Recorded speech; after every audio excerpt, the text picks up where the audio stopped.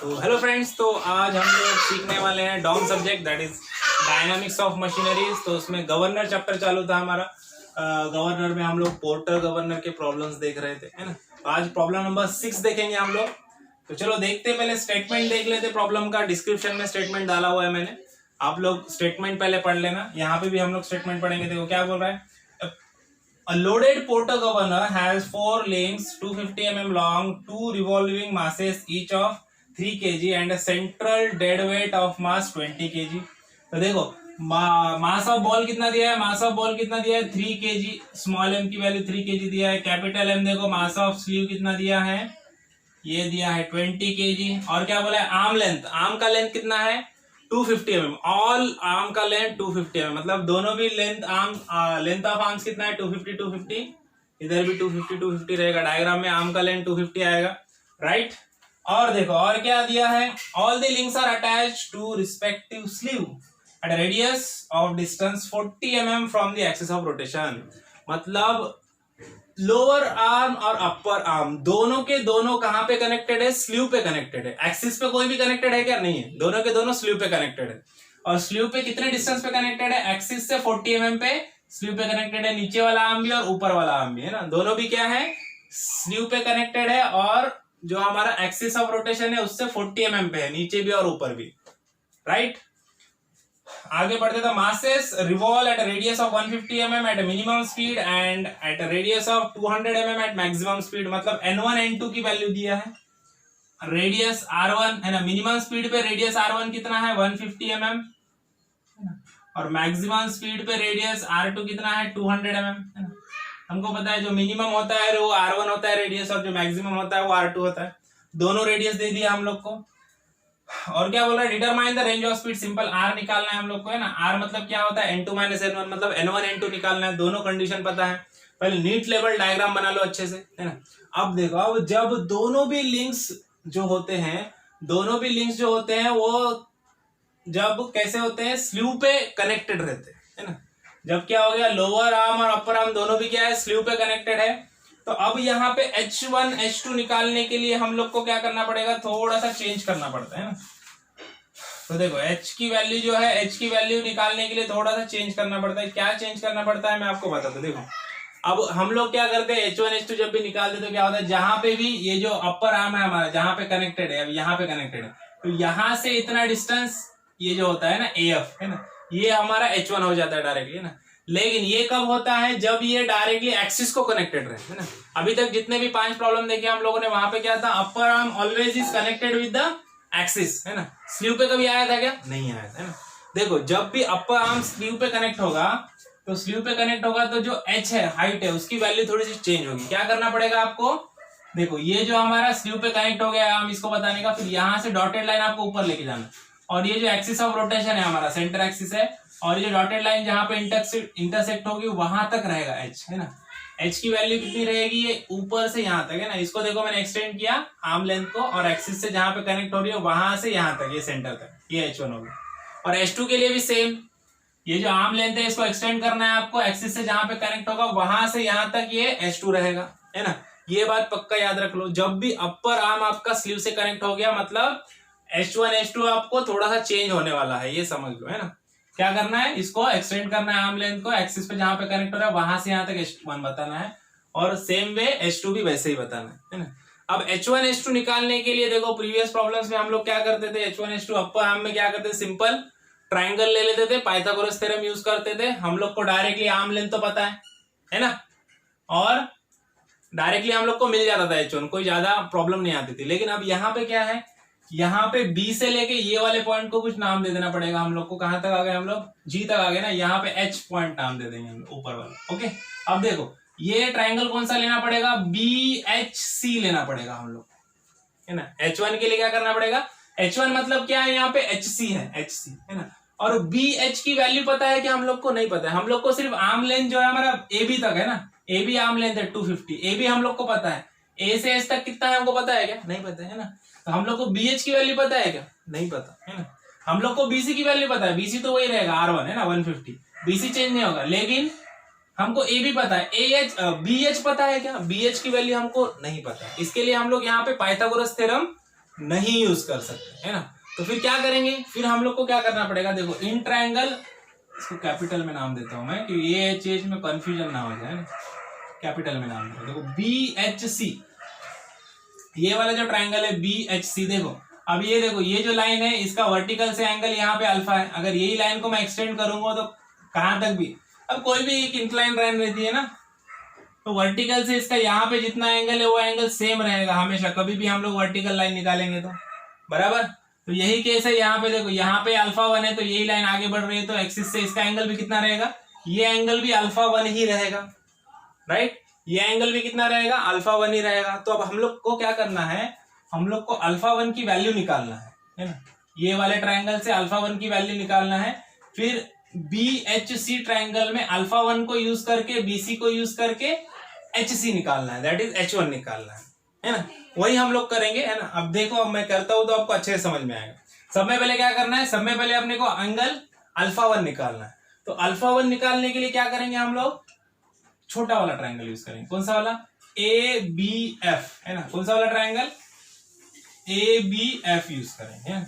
तो ABF use करेंगे तो हमको BF की वैल्यू सब में पहले पता होनी चाहिए, है ना। क्या पता होनी चाहिए, BF की वैल्यू पता होनी चाहिए। तो BF की वैल्यू हम लोग निकालेंगे सब में पहले। तो देखो BF इज इक्वल टू क्या हो जाएगा, BF इज इक्वल टू हो जाएगा BC माइनस FC। देखो क्योंकि ये BF निकालना है तो total BC is equal to कितना, R1 हमको पता है। तो BC में से आगे का FC निकाल देना है, माइनस कर देना है, तो BF मिलेगा। FC कितना है, FC है 40 और BC R1 है 150। तो ये हम लोग इजीली निकाल सकते हैं। तो देखो 150 माइनस 40, तो यहाँ पे हम लोग को BF मिल गया 110, है ना। कितना मिल गया, 110 mm, राइट। अब अपने को निकालना है अल्फा 1 का वैल्यू निकालना है ना। तो अल्फा 1 की वैल्यू निकालने के लिए क्या करेंगे, इन ट्रायंगल ABF, देखो हाँ ABF, राइट। अब देखो इसकी अपने को अपोजिट साइड पता है BF, है ना। ये अल्फा 1 के अपोजिट में BF है और इसका हाइपोटेनस AB है, वो पता है ना। अपोजिट और हाइपोटेनस साइड पता है तो कौन सा वाला एंगल लेंगे हम लोग, साइन, है ना। क्या लेंगे, साइन अल्फा। हमको पता है sine theta is equal to क्या होता है, अपोजिट बाय हाइपोटेनस। तो इसके लिए हम लोग लेंगे sine alpha 1 is equal to क्या लिख सकते हैं, opposite by hypotenuse in triangle ABF। देखो इसकी अपोजिट साइड क्या है, BF, तो यहां पे लिख दो BF। हाइपोटेनस कितना है, हाइपोटेनस है AB, राइट। देखो BF की वैल्यू हम लोगों ने अभी निकाली है 110 और AB 250 है, दिया है आर्म लेंथ। तो अब अल्फा 1 इज इक्वल टू क्या हो जाएगा, sine of inverse of 110 upon 250। तो यहां से हम लोग को अल्फा 1 की वैल्यू मिल जाएगी। देखते हैं अल्फा 1 कितना आ गया, अल्फा 1 मिल गया हम लोग को 26.1 डिग्री, है ना। कितना मिल गया, 26.1 डिग्री, ये मिल गया अल्फा 1, है ना। अब अपने को H1 हम लोग निकाल सकते हैं क्योंकि हम लोग को एंगल मिलेगा। कभी भी अपने को पता है ट्रायंगल में हम लोग को दो साइड पता होनी चाहिए, या फिर एक साइड और एक एंगल पता रहा तो हम लोग दूसरे साइड और दूसरे एंगल्स आराम से निकाल सकते हैं। कोई भी दो चीजें हम लोग को पता होनी चाहिए। अब देखो, अब ये बड़ा वाला ट्रायंगल लेना है अपने, कौन सा वाला, BHC, है ना। कौन सा, BHC लेना है अब, है ना। तो अब देखो, अब हम लोग क्या करेंगे, इन ट्रायंगल BHC, है ना, बड़े वाले ट्रायंगल में अब अपने को ये वाला एंगल पता है। ये वाला एंगल कितना है, ये वाला एंगल भी अल्फा 1 है क्योंकि सेम लाइन है इंक्लाइंड, वर्टिकल से एंगल, ये एंगल सेम रहेगा अल्फा 1, है ना। ये एंगल पता है हम लोग को और ये वाली BC साइड पता है। BC मतलब R1 कितना है, 150, ये पता है। तो हम लोग H1 निकाल सकते हैं। H1 मतलब क्या, CH, है ना। C इंटू कैपिटल H, ये H1 है, H1 की वैल्यू निकाल सकते हैं। तो इन ट्रायंगल BHC अब क्या लेंगे हम लोग को, कौन सी साइड चाहिए, ये वाली साइड चाहिए ना। अब ये HC चाहिए। अभी देखो अल्फा 1 की HC साइड कौन सी है, एडजेसेंट साइड है ना। ये एडजेसेंट है, हाइपोटेनस तो BH है ना, ये एडजेसेंट साइड है। और BC क्या है, BC अल्फा 1 की क्या है, अपोजिट साइड है। तो अपोजिट बाय एडजेसेंट कौन सा होता है, tan थीटा होता है ना, अपोजिट बाय एडजेसेंट।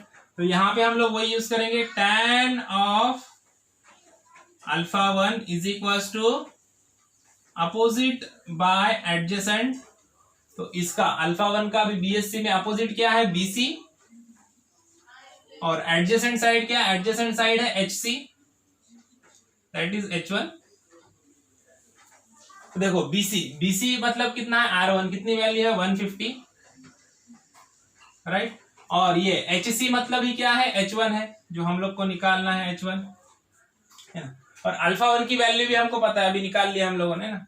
तो अब देखो, अब यहां से हम लोग को क्या मिल जाएगा, यहां से हम लोग को H1 की वैल्यू मिल जाएगी। देखो H1, अभी H1 इधर नीचे, इसको इधर लेके आ जाओ, क्या हो जाएगा, H1 इज इक्वल टू क्या होगा, 150 डिवाइड, देखो H1 इधर आ जाएगा, tan अल्फा वन नीचे चला जाएगा, 150 अपनी जगह पे रहेगा, क्या आ जाएगा, tan of alpha one, alpha one की वैल्यू कितनी है, 26.1, तो H1 इज इक्वल टू क्या हो जाएगा, 150 डिवाइड बाय tan ऑफ 26.1।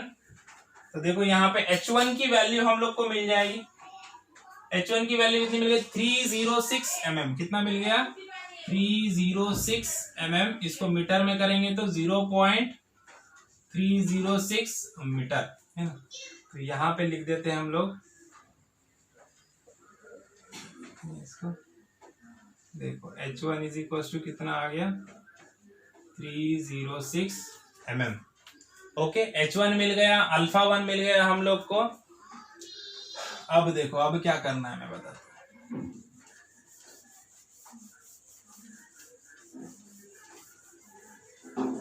हम लोग को तो उसने क्या पूछा है, रेंज पूछा है। रेंज मतलब अपने को N2 माइनस N1 निकालना है, मतलब N1 और N2 निकालना है। अब N1 N2 निकालने के फॉर्मूला कौन सा यूज करेंगे, है ना। अब फॉर्मूला कौन सा यूज करेंगे, जैसे कि हम लोग को दिख रहा है, ये अपर आर्म भी स्लीव पे कनेक्टेड है डायरेक्टली 40 mm पे, और लोअर आर्म भी स्लीव पे कनेक्टेड है 40 mm पे, और दोनों का भी आर्म लेंथ कैसा है, आर्म लेंथ सेम है ना।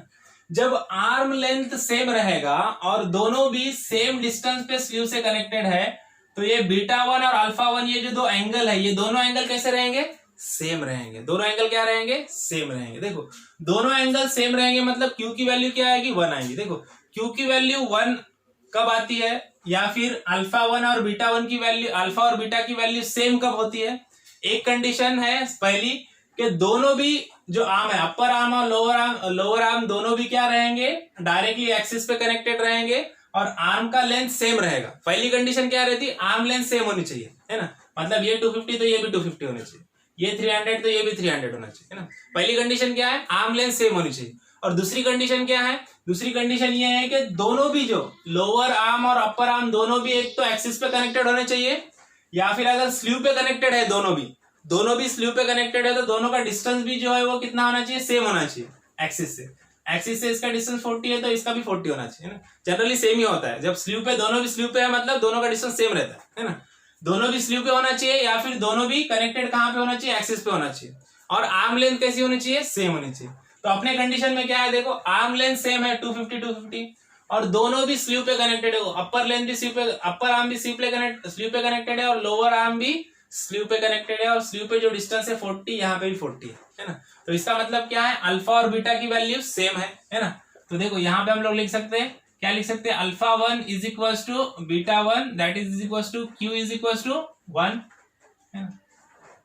It means Q is equal to 1 हो जाएगा। अब Q इज इक्वल टू 1 है, और फ्रिक्शनल फोर्स दिया है क्या प्रॉब्लम में अपने को, फ्रिक्शनल फोर्स कुछ दिया है क्या, फ्रिक्शनल फोर्स नहीं दिया, मतलब Q की वैल्यू 1 है और फ्रिक्शनल फोर्स क्या है, 0 है। तो फॉर्मूला क्या यूज करेंगे हम लोग, देखो n स्क्वायर के लिए क्या फॉर्मूला यूज करेंगे, सिंपल वाला फॉर्मूला है हमारा, small m into capital M upon small m into 895 by h, है ना। ये वाला फॉर्मूला यूज करते हैं जब Q की वैल्यू 1 है और F जो फ्रिक्शनल फोर्स 0 रहेगा, तो ये वाला फॉर्मूला आएगा, है ना। पहले प्रॉब्लम जब लिए थे हम लोगों ने, फर्स्ट प्रॉब्लम का वीडियो देखो, उसमें मैंने अच्छे से बताया कब कौन सा फॉर्मूला यूज करना है ना। तो देखो तो क्या हो जाएगा, देखो n1 के लिए क्या हो जाएगा, n1 के लिए स्मॉल m कैपिटल M तो कांस्टेंट, सिर्फ h1 आ जाएगा यहाँ, है ना। तो चलो फॉर्मूले में वैल्यू पुटअप करते हैं, h1 की वैल्यू तो हम लोगों ने निकाल ली है ना। तो देखो स्मॉल m कितना है, स्मॉल m है 3, कैपिटल M कितना है 20 अपॉन 3 इंटू 895 h1। अब h1 mm में है, मीटर में करो इसको, 0.306।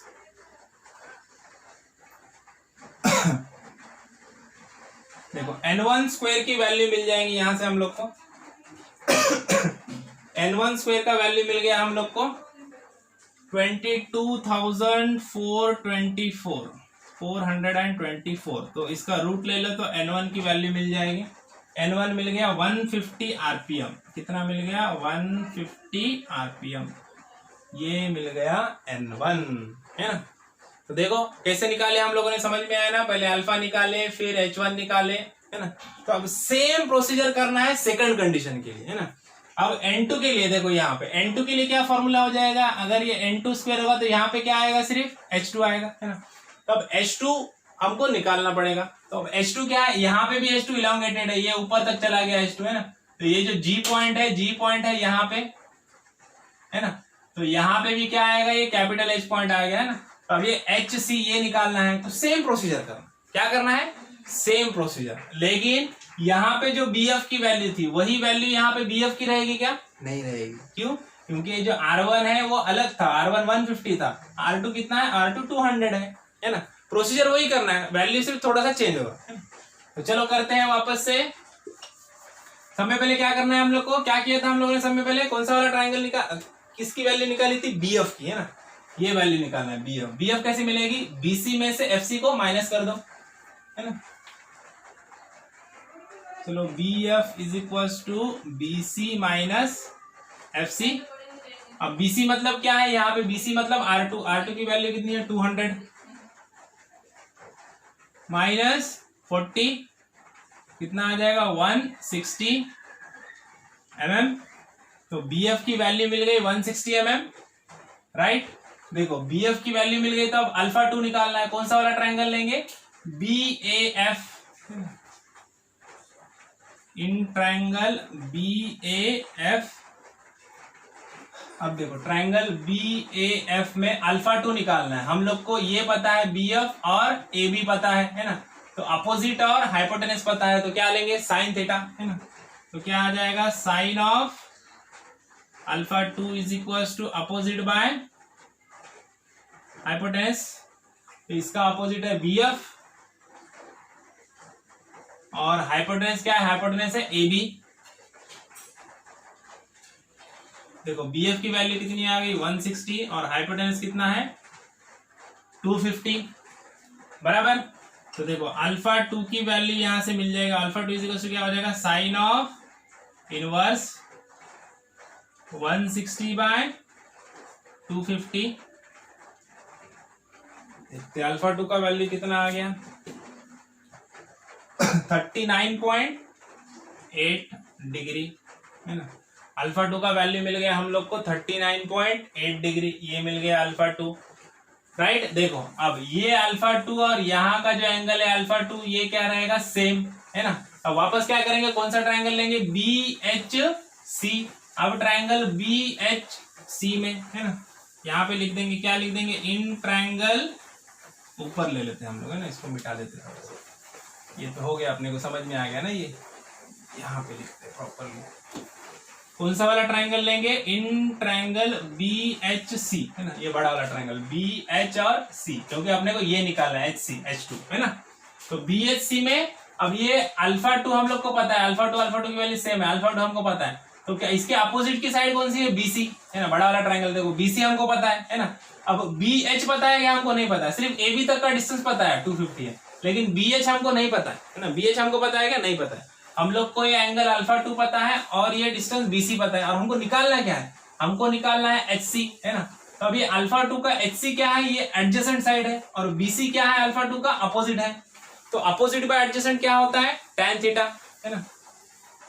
तो यहाँ पे क्या लिख देंगे? tan of alpha 2 is equal to opposite by adjacent. तो देखो इसका अपोजिट है BC और एडजेसेंट साइड क्या है? एडजेसेंट साइड है HC, capital HC। Capital HC मतलब ये क्या है? वो H2 है हमारा।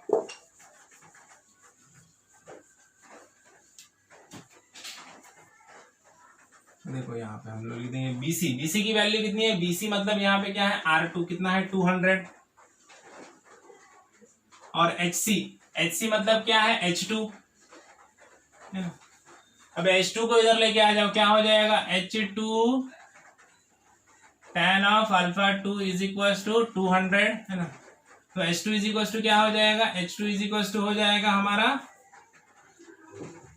H2 क्या आ जाएगा देखो 200 divided by tan of alpha 2, alpha 2 की वैल्यू पुट कर दो, कितना है 39.8 राइट। तो यहां से हम लोग को H2 की वैल्यू मिल जाएगी, ठीक है। H2 कितना मिल गया 240 mm, कितना मिल गया 240 mm, दैट इज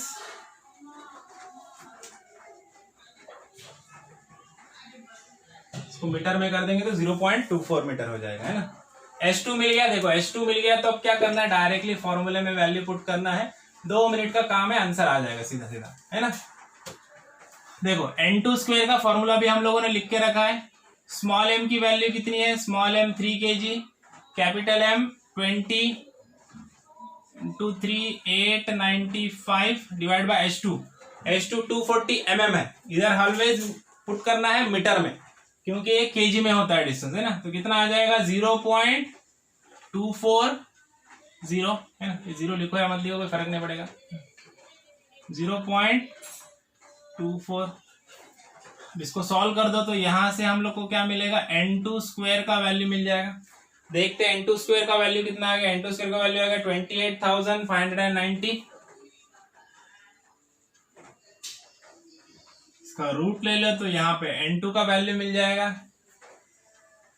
N2 आ गया 169 RPM, है ना। अब लास्ट हमको क्या निकालना है, रेंज। रेंज का फॉर्मूला क्या होता है, N2 minus N1, that is 169 minus N1 कितना आ गया था हमारा, N1 की वैल्यू आ गई थी हमारी 150, है ना। तो 169 माइनस 150, तो यहाँ पे रेंज मिल जाएगी हम लोग को 19 RPM, है ना। कितना आ गया 19 RPM, ये मिल गया रेंज। ओके, तो देखो समझ में आ गया, जब लोअर आर्म अपर आर्म दोनों भी अगर स्लीव से कनेक्टेड रहेंगे तो प्रॉब्लम को कैसे सॉल्व करना है, एंगल निकालना पड़ेगा, H1 H2 चेंज हो जाएगा, वो पक्का याद रखने का। H1 H2 क्या होने वाला है, चेंज होने वाला, बड़ा हो जाने वाला है वो, है ना। तो वो पक्का याद रखने का, राइट। तो चलो मिलते हैं नेक्स्ट प्रॉब्लम में, तब तक के लिए थैंक यू, बाय बाय।